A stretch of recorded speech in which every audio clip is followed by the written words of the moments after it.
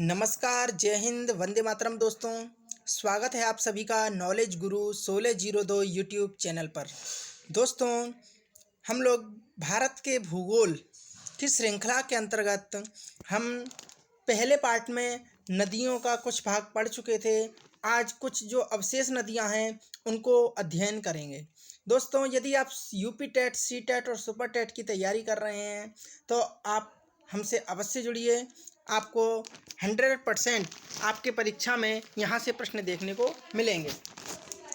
आइए दोस्तों, प्रारंभ करते हैं। नदी का नाम है महानदी। दोस्तों, मैंने पहली वीडियो में बताया था, यदि आपने नहीं देखी है तो वह वीडियो जाके आप देख लें। संगम अथवा मुहाना जो लिखा हुआ है इसकी जगह आपको उद्गम करना है। ठीक है दोस्तों, तो महानदी का उद्गम है छत्तीसगढ़ के रायपुर जिले में सिहावा के समीप से महानदी निकलती है और बंगाल की खाड़ी में जो कटक उड़ीसा में एक कटक नामक जगह है, वहाँ पर बंगाल की खाड़ी में जा कर के गिर जाती है। तो महानदी की विशेषता यह है, ब्राह्मणी तथा वैतरणी इसकी सहायक नदियाँ हैं। दोस्तों, हमने पिछली वीडियो में भी आपको बताया था, जो बहुत ही इम्पोर्टेंट बातें हैं नदियों के विषय में, वो हम तीसरे पार्ट में आपको लेकर के देंगे। अगली नदी है क्षिप्रा नदी। क्षिप्रा नदी की दोस्तों उद्गम स्थल जो है यह इंदौर जिले की काकरी बरड़ी नामक पहाड़ी से निकलती है और यह चंबल नदी में जाकर के गिर जाती है। ठीक है दोस्तों, क्षिप्रा नदी की विशेषता यह है, इसके किनारे उज्जैन का विख्यात महाकालेश्वर मंदिर है, जहां प्रति 12वें वर्ष कुंभ मेला लगता है। अगली नदी है माही नदी।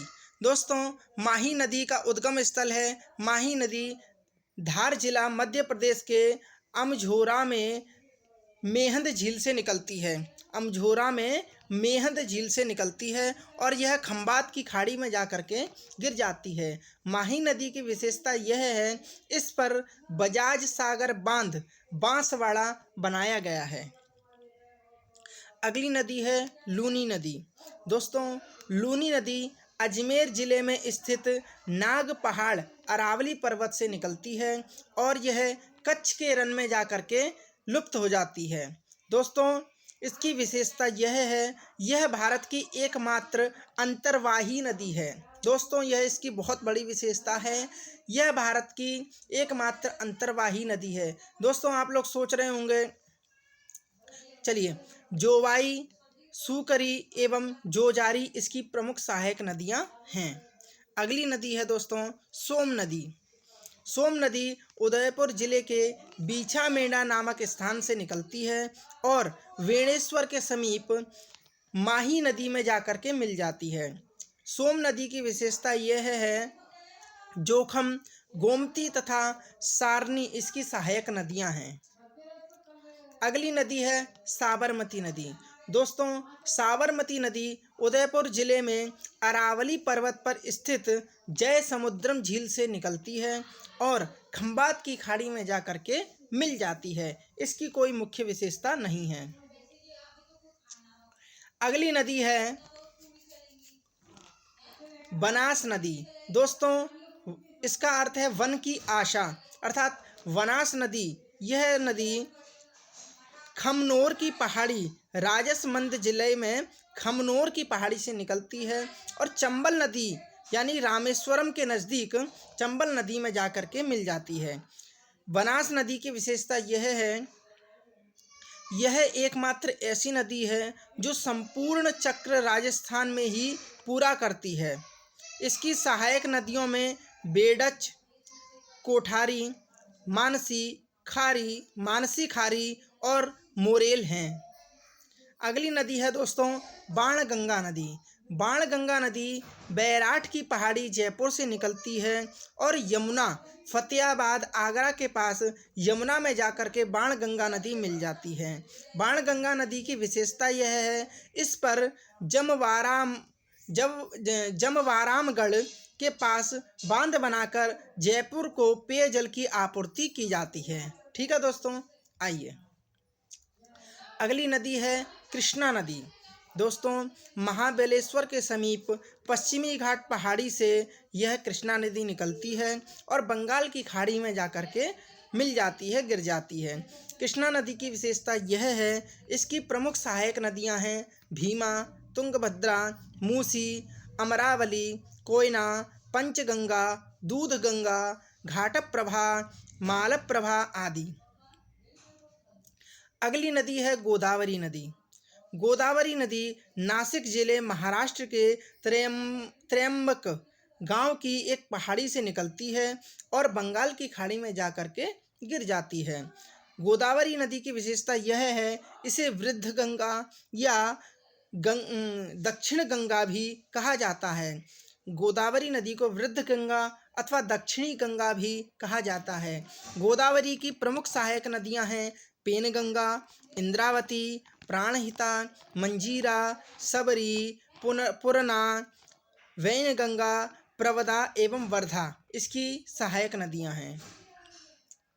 अगली नदी है कावेरी नदी। दोस्तों कावेरी नदी कर्नाटक के कुर्ग जिले में स्थित ब्रह्मगिरी की पहाड़ियों से निकलती है और बंगाल की खाड़ी में जाकर के गिर जाती है।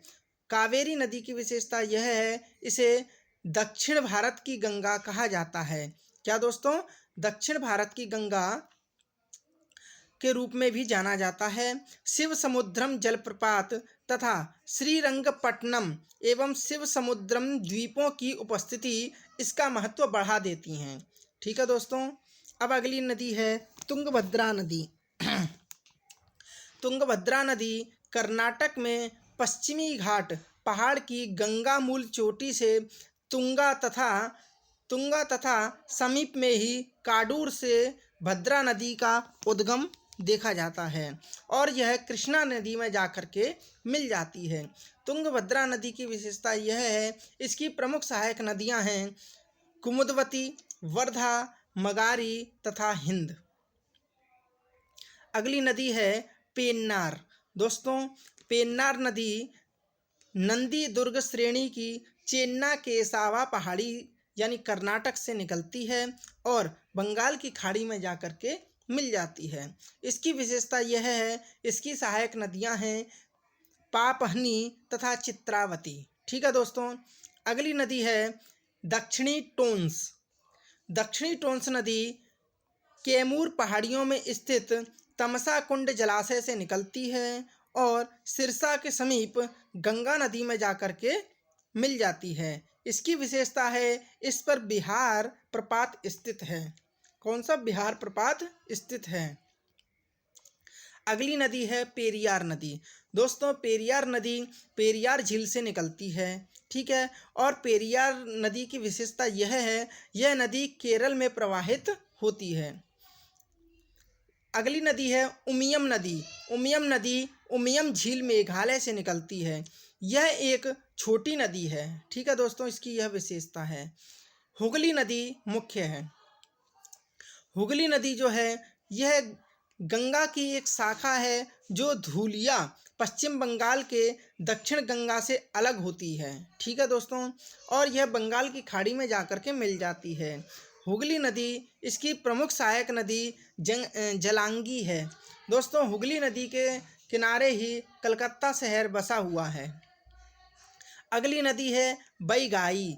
बैगाई नदी कंडन मणिकन्यूर पश्चिमी घाट में मदुरई के समीप तमिलनाडु से यह निकलती है और बंगाल की खाड़ी में जाकर के मिल जाती है।